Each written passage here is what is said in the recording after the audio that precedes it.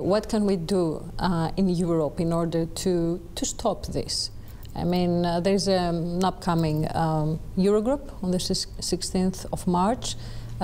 Should we expect any special urgent measures? Well, the Eurogroup started talking about that already last week. There was a conference call. The Greek finance minister participated in that, of course. And we are preparing now the Eurogroup in a week from today, next week, Monday.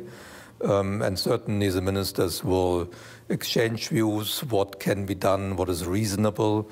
I think one measure that will be important to take is to provide liquidity to companies that are affected by the economic consequences of the crisis. Because if there's a temporary liquidity shortfall, we do not want that a number of companies go bankrupt. I think then it's important to help them. There are different ways to do that, and different countries have different instruments for that.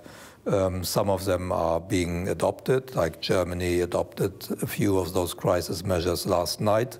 And ministers in the Eurogroup in a week will talk about that, what makes sense, what are the available instruments in every country that can help to get through this temporary significant deterioration in economic developments. But these are national measures. What about European measures? I mean, are there any thoughts about measures that could stimulate the growth, for example, a decrease of taxes or something?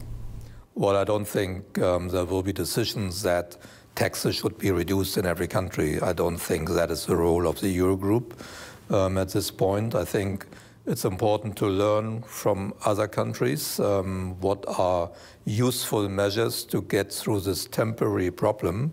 Although it's a serious problem, it's a temporary problem. And implementing liquidity measures is one way.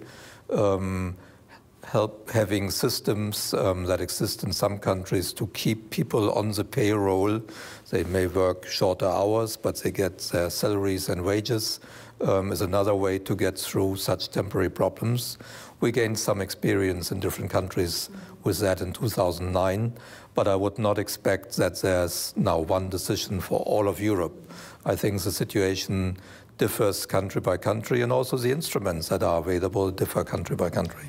But as I understand, there are thoughts about the suspension of the Stability Pact. Is it true, and how flexible can we be here?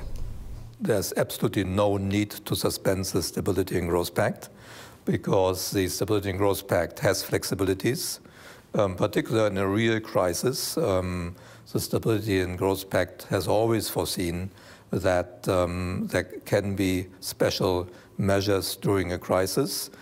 Even the 3% deficit target, which normally is the upper limit for fiscal deficits, can be suspended. I don't think we are that far, but it is a possibility. This is what happened in 2009. There was a collective decision of all countries in the euro area to suspend temporarily this ceiling. But that's part of the pact. So it's not a question of suspending. It's a question of deciding when is the right moment to take such a step. I don't expect that next Monday. But it's good to know that we have the flexibility that might be needed.